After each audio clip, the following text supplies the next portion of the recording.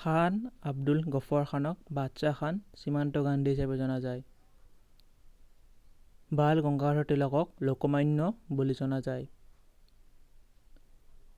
চিত্তৰঞ্জন দাসক দেশবন্ধু হিচাপে জনা যায়। চক্ৰৱৰ্তী ৰাজগোপালচাৰী ৰাজাজী বুলি জনা যায়। জৱাহৰলাল নেহৰু চাচা আৰু পণ্ডিতজী বুলি জনা যায়। জয়প্ৰকাশ নাৰায়ণক লোকনায়ক বুলি জনা যায়। লাল লাজপত ৰায় পাঞ্জাৱ কেশৰী বুলি জনা যায়।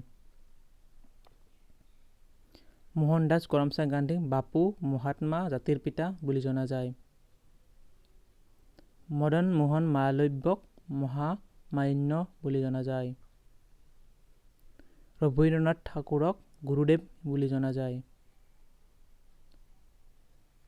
সৰোজিনী নাইডুক ভাৰতৰ নাইটিংগেল বুলি জনা যায়। সুভাষ চন্দ্ৰ বসুক নেতাজী বুলি জনা যায়। বল্লভভাই পেটেলক লৌহ মানৱ বুলি জনা যায়।